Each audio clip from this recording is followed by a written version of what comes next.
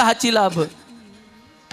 पण वैराग्याचे भाग्य, संत संगतीने वैराग्य माणसाला प्राप्त होतंय किंवा वैराग्य धारण केल्यानंतर संतांची संगत प्राप्त होते. आत्मज्ञान होण्याकरता वैराग्य अतिशय महत्वाचं आहे. अरे वैराग्य नसेल तर तुम्हाला आत्मज्ञानाचा अधिकार नाही आहे.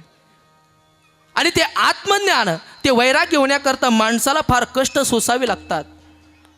आणि ते कष्ट सोसून या ठिकाणी या संपूर्ण संसार प्रपंचावरील आसक्ती काढून टाकावी लागते. आणि ती आसक्ती काढून टाकल्यानंतर माणसाच्या जीवनामध्ये वैराग्य प्राप्त होतं. परंतु ती आसक्ती काढत असताना मनुष्याला फार त्रास होत असतोय. जसं एखाद्या माऊली ज्ञानेश्वरीमध्ये दृष्टांत देतात, जसं एखाद्या आईला एकुलते एक लेकरू आहे, परंतु काळानं तिच्या समोरून जर एकुलते एक लेकरू उचलून नेलं, तो जर गतप्राण झाला आणि तो गतप्राण झाल्यानंतर अरे 9 महिने 9 दिवस त्या बाळाला उदरामध्ये पोषण केलेलं आहे. आणि असं असणारं लेकरू त्या ठिकाणी जर काळ तिच्या समोरून जर उचलून येत असेल तर मला सांगा त्या आईला, त्या मातेला किती दुःख होतील. एखाद्या वासराला त्या ठिकाणी कडकडून भूक लागलेली आहे, तो वाट पाहतोय मालक मला कधी दूध प्यायला सोडेल. आणि त्यानं एवढी आकांत केलेली, एवढी वाट पाहिलेली आहे. आणि मालक येतो, त्याला सोडतो, वासरू जात आहे त्या ठिकाणी गाईच्या स्तनाला त्या ठिकाणी डुसणे देतंय आणि त्या ठिकाणी गाई पाहणा फोडतोय. आणि कुठं थोडं एक वाटीभर दूध पित नाही, तोच पठ्ठा काय करतो, वासराच्या तोंडात बोट घालतो आणि वासरू खुटीला आणून बांधितो. मला सांगा, अरे ज्या वासराला भूक लागलेली आहे आणि त्याची जर भूक आपण तोडण्याचा प्रयत्न केला तर त्या वासराला किती दुःख होऊ शकतं. माऊली ज्ञानोबरांनी दिलेली प्रमाण आहे. आईपासून जर बालक वेगळा होत असेल, दुधापासून जर वासरू वेगळं होत असेल, ते जेवढं दुःख आहे ना त्याच्यापेक्षा कितीतरी 1000 पटीने जास्त दुःख आपल्याला संसार प्रपंचातून मन काढून घेण्याकरता होत असतंय. परंतु ते मन काढल्याशिवाय माणसाला वैराग्य प्राप्त होत नाही.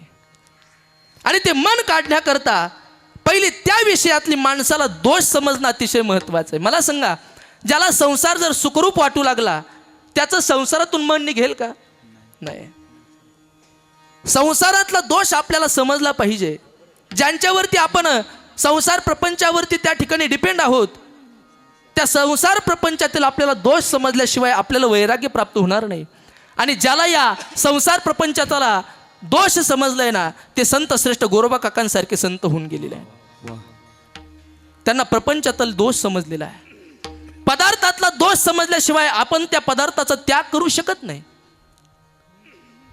जगद्गुरु तुकोबारायांना संसार प्रपंचातील दोष समजला आणि म्हणून त्यांनी त्या ठिकाणी संसारातून मन काढून घेतलंय. धनदारा पुत्रजन बंधू सोयरे पिशून सर्व मिथ्याये जाणून शरण रेघा देवासी. महाराज म्हणतात संसार प्रपंचामध्ये धन, दारा, पत्नी असेल, मुलं असेल, संपत्ती असेल, ही आपल्या शेवटच्या क्षणापर्यंत कामाला येणार नाही आहे. शेवटच्या क्षणी आपल्याला कोण काम येणार आहे?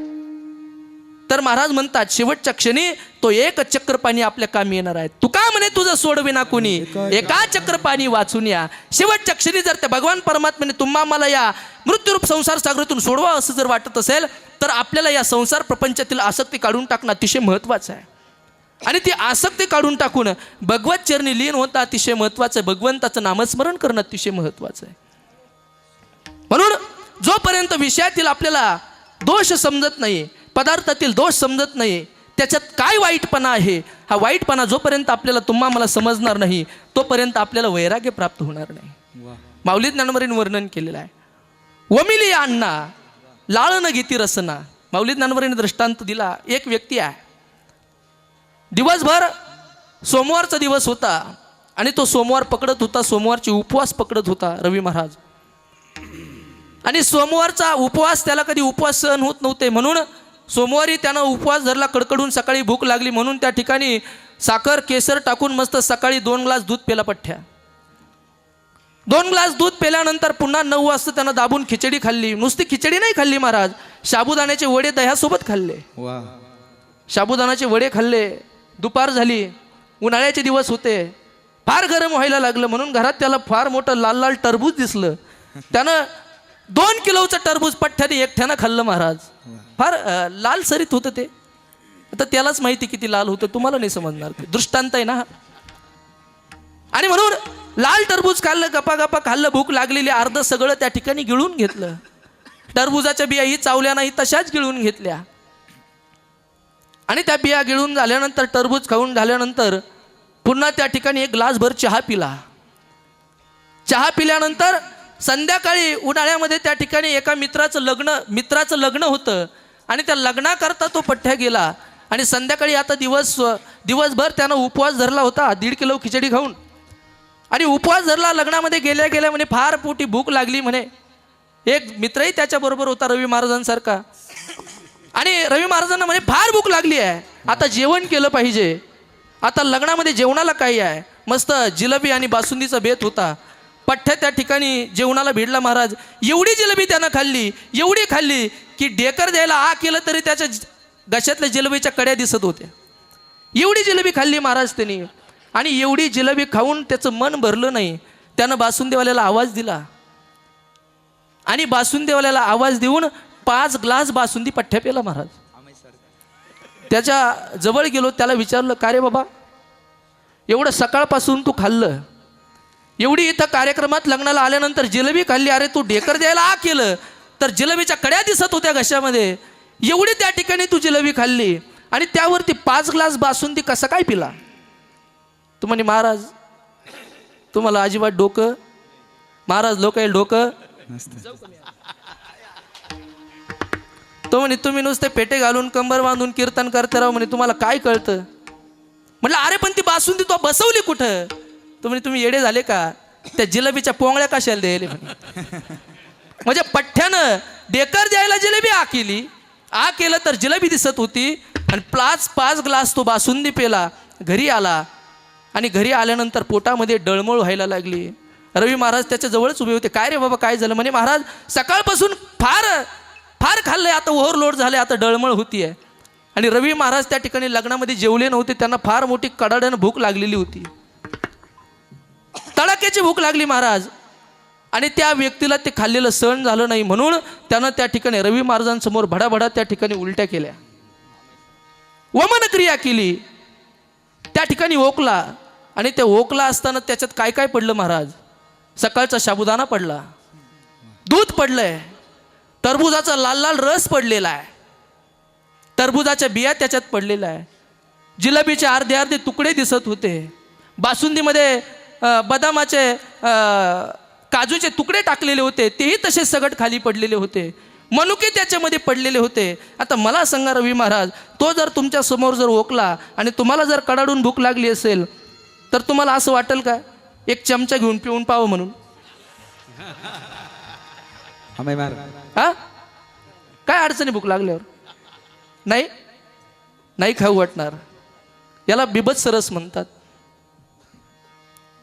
का खाऊ वाटणार नाही? माझं सांगण्याचं तात्पर्य एवढं की त्या अन्नातला दोष त्यांना माहीत झालेला आहे. त्या अन्नातला दोष माहीत झालेला आहे की यानं अन्न खाऊन वमन क्रिया केलेली आहे, उलटी केलेली आहे आणि त्या उलटीतून हे अन्न पडलेलं आहे, म्हणून मी ते अन्न खाणार नाही. मला सांगा, त्या उलटीतला दोष जर एखाद्याला माहीत नसता आणि एखाद्याला कडाडून भूक लागली असती तर त्यानं ते खाल्लं असतं. परंतु आपण त्याच्या समोर असून सुद्धा किती कडाड्याची भूक लागली तरी सुद्धा आपण ते खाणार नाही. त्याचं कारण त्या अन्नातील दोष आपल्याला माहीत झाला. विठ्ठल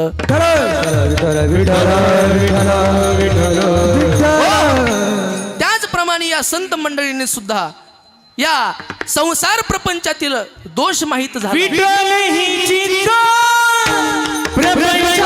नाही महाराज वा नाही, त्यांना गुळ दिल्याशिवाय टाळी नाही वाजवणार. विठ्ठल हे चित्त प्रपंचापासून वमनते मनी बैसलेसे. प्रपंचापासून चित्त विटलंय आणि त्या प्रपंचाचं वमन क्रिया म्हणजे उलटी त्या ठिकाणी त्यांच्या चित्तामध्ये बसलेली आहे. म्हणून साधू संतांनी वेळीच या प्रपंचातून निरासक्त झालेले आहेत. प्रपंचाची आसक्ती काढून टाकून त्यांनी संतांची भगवंताची भक्ती केलेली आहे. म्हणून भगवान पांडुरंग परमात्मा त्यांच्या घरी कामं केलेली आहे. माझं सांगण्याचं तात्पर्य एवढंच होतं. या अभंगामध्ये संत श्रेष्ठ निळोबाराय गोरोबा काकांना वैराग्याचा मेरू म्हणतायत, वैराग्याचा काही ठिकाणी महामेरू म्हणतायत. मग हा महामेरू म्हणण्याचं कारण काय आहे? तर त्या ठिकाणी गोरोबा काकांना वैराग्य प्राप्त झालेलं होतं. त्यांनी संसारातून चित्त काढून घेतलं आणि त्यांना वैराग्य प्राप्त झालं. हा गोरोबा काकांचा अधिकार आहे. संसारातील त्यांची त्या ठिकाणी आसक्ती निघून गेली आहे आणि आसक्ती रहित त्यांनी त्या ठिकाणी भगवंताचं भजन केलंय. आता एखादा म्हणेल महाराज तुम्ही सांगताय आसक्ती रहित त्यांनी भगवंताचं भजन केलंय, त्यांच्या प्रपंचातील आसक्ती त्यांनी काढून टाकलेली आहे. त्यांनी धनदारा पुत्रजन बंधू स्वैरे पिशून सर्व हे मिथ्या जाणून ते जर याला मिथ्या म्हणत असेल तर याला पुरावा काय आहे? याला पुरावा संत शिरोमणी गोरोबा काकांचं जीवनचरित्र आहे. सांगून गेलो, येतीनं त्या ठिकाणी कुंभार होते. रोज नित्यनेम होता. रोज सकाळी उठायचं, पहाटे ब्रह्ममुहूर्तावरती स्नान करायचं, देवाची पूजा करायची, सकाळी जायचं, माती आणायची, माती आणून त्या ठिकाणी आळं बनवायचं, बरोबर ना? आळं बनवून त्या ठिकाणी चांगलं त्याच्यावरती नाचून ती माती तुडवून घ्यावी लागते आणि मग ती चांगल्या प्रकारे माती तुडवायची. चाकावरती चिखलाचा गोळा घ्यायचा, चाक फिरवायचं काठीने आणि मग त्या चिखलाच्या गोळ्याला आकार द्यायचा आणि आकार दिल्यानंतर त्या चिखलाच्या गोळ्याचं मडकं व्हायचं, बरोबर ना? करू का चालू आता मडक्याचा धंदा? रोजचा नियम आहे. परंतु तो चिखल तुडत असताना रोज गोरोबा काका चिखलामध्ये नाचायचे, जोर जोरानं चिखल तुडवायचे. परंतु चिखल तुडत असताना हातामध्ये चिपळ्या घ्यायचे आणि त्या चिपळ्याच्या तालावरती पांडुरंग पांडुरंग पांडुरंग असं भगवंताचं भजन करत त्या चिपळ्याच्या तालावरती रोज नाचायचे महाराज. म्हणून म्हटलंय ना, तरणा भाग्यवंत नटे हरी कीर्तनात. हेच त्यांच्या जीवनातून आम्ही शिकलं पाहिजे. त्यांच्या जयंतीचे, त्यांच्या पुण्यतिथीचे कीर्तन ऐकून आणि कीर्तन करून काहीच उपयोग होणार नाही आहे. कीर्तन ऐकलं पाहिजे. कशा करता? फार मोठा उत्सव आहे म्हणून नाही, तर आपला त्याच्यामध्ये उद्धार झाला पाहिजे म्हणून त्या ठिकाणी कीर्तन ऐकलं पाहिजे, कथा ऐकली पाहिजे, आपल्या उद्धाराकरता ऐकलं पाहिजे. राजा परीक्षितीने उद्धाराकरता ऐकलं. 7 दिवसामध्ये राजा परीक्षितीचा उद्धार झाला. वाजवलं पाहिजे, चक्रधार वाजवला पाहिजे, परंतु कशा करता? लोकांनी मला टाळ्या वाजवल्या पाहिजे म्हणून नाही, त्यामध्ये माझा उद्धार झाला पाहिजे त्याच्याकरता पखवाज वाजवला पाहिजे. त्या ठिकाणी गोरक्षनाथांनी पखवाज वाजवला. चलो मच्छिंदर गोरख आया हे शब्द मृदंगातून काढले, त्याच्यावरती त्यांचा उद्धार झाला. गायलं पाहिजे, फार मोठे चक्रधार गायले पाहिजे, त्या ठिकाणी तराने गायले पाहिजे, आलाप ताना म्हटल्या पाहिजे, परंतु कशा करता? लोकांना दाखवण्याकरता नाही, त्या गाण्यावरती माझा उद्धार झाला पाहिजे. माऊली ज्ञानोबरायांनी नामदेवरायांच्या कीर्तनामध्ये चाल म्हणावी, अभंग म्हणावा आणि त्या अभंगाच्या चालीवरती भगवान परमात्म्यानं नामदेव कीर्तन करी हो, नामदेव कीर्तन देवा बोला अभंग. जनाबाईनं नामदेवरायांना म्हणावं. त्यावेळेला सुद्धा 50% आरक्षण होतं महाराज.